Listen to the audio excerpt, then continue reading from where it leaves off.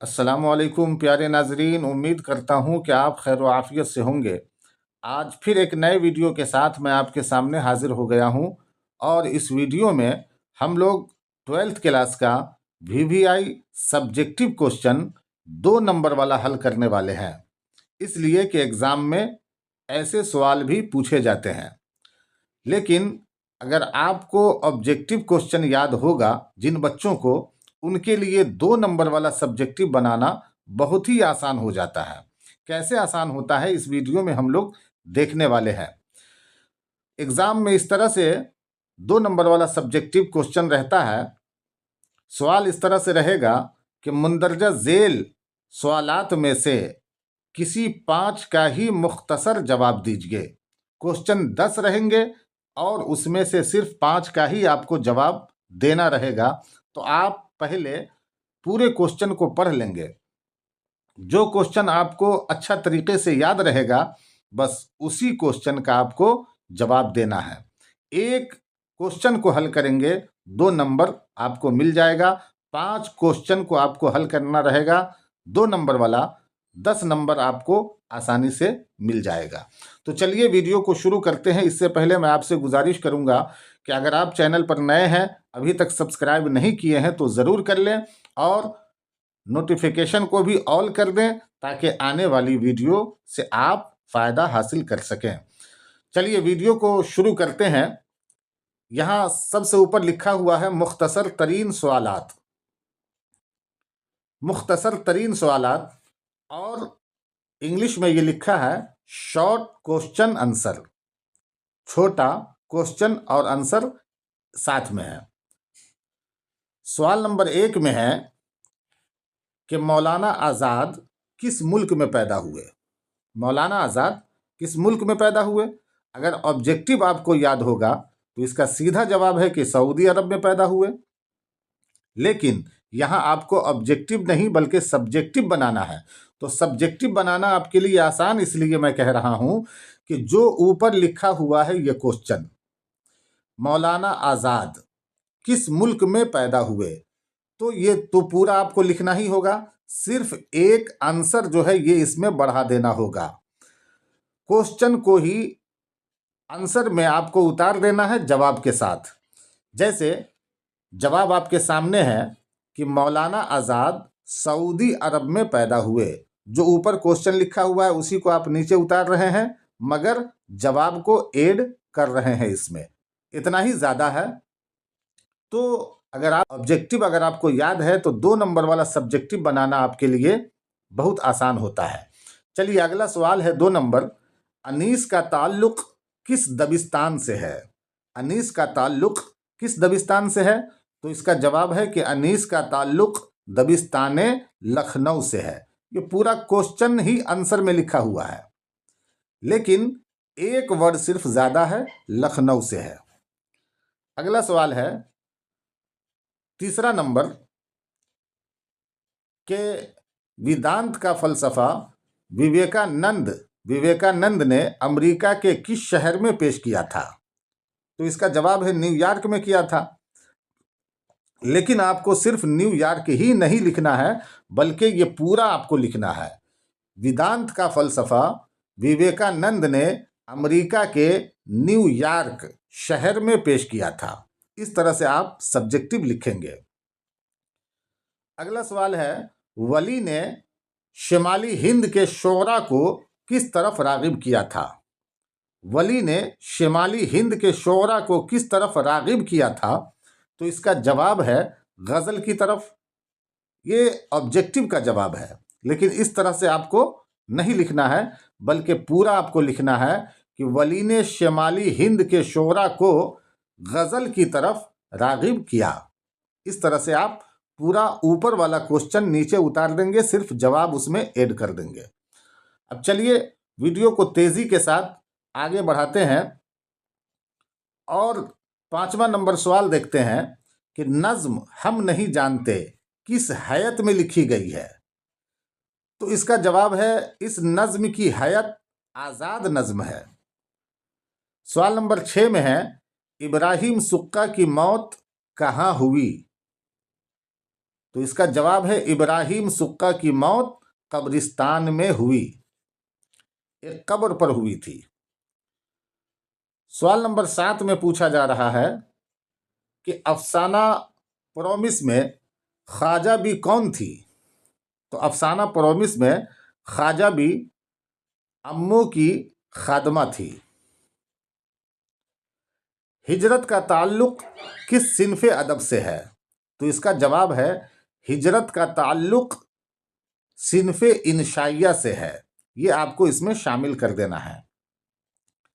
सवाल नंबर 9 में है मुतशायर किन लोगों से दुगना कमाता है? तो इसका जवाब है कि मुतशायर अफसरों से दुगना कमाता है। ये पूरा जवाब इस तरह से आप लिखेंगे तो यकीनन मैं कहता हूँ कि 5 क्वेश्चन को हल करना आपके लिए बहुत ही आसान हो जाएगा। 10वां नंबर सवाल है गालिब की गज़ल में रंज से खूगर होने से क्या मुराद है? गालिब की गज़ल में रंज से खूगर होने से क्या मुराद है? तो इसका जवाब है रंज से खूगर होने से मुराद और रंज का आदी होना है। रंज से खूगर होने से मुराद रंज का आदी होना है। ये सेट नंबर 1 मुकम्मल हो गया।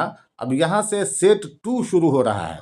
इसे भी आप अच्छे तरीके से देखें कि मिर्ज़ा फ़रहतुल्लाह बेग शेर खानी में किस तरह की गलतियाँ करते थे। तो आपको पता है ये कि मिर्ज़ा फ़रहतुल्लाह बेग उमूमन एराब में गलतियाँ करते थे। तो इसका जवाब आपको ऑब्जेक्टिव में याद है तो सब्जेक्टिव बनाना आपके लिए बिल्कुल आसान है कि मिर्ज़ा फ़रहतुल्लाह बेग शेर खानी में उमूमन यानी ज़्यादातर एराब की गलतियाँ करते थे।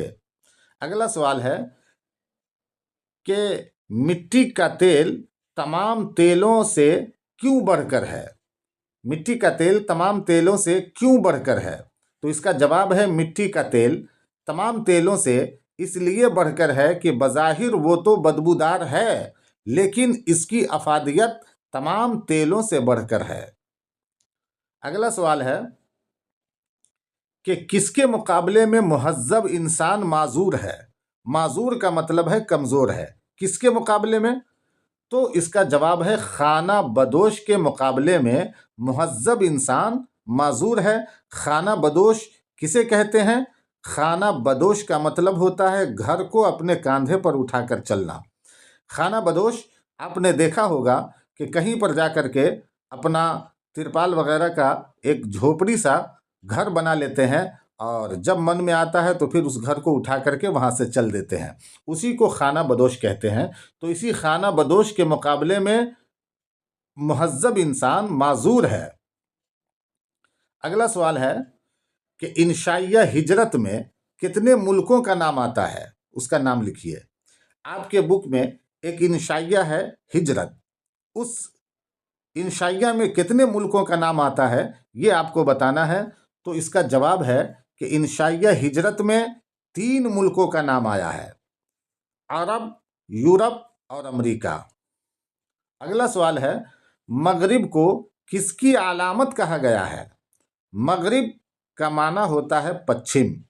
मगरिब को किसकी अलामत कहा गया है? तो यहाँ जवाब है कि मगरिब को गुलामी की अलामत कहा गया है। अगला सवाल है कि जन्नत से हुक्म सफ़र किसे हुआ था?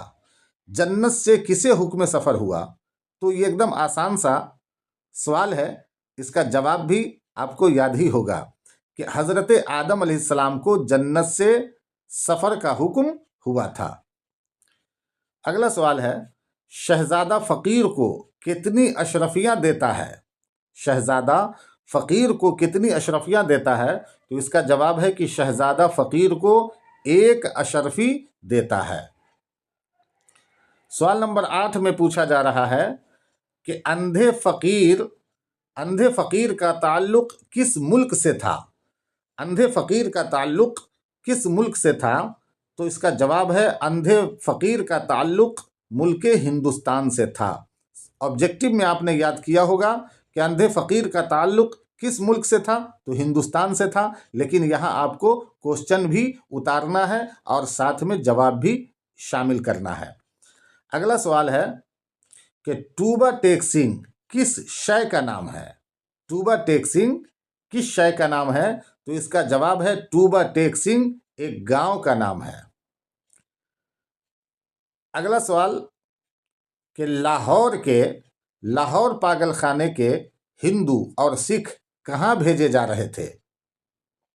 लाहौर पागलखाने के हिंदू और सिख कहाँ भेजे जा रहे थे? तो इसका जवाब है कि लाहौर पागलखाने के हिंदू और सिख हिंदुस्तान भेजे जा रहे थे।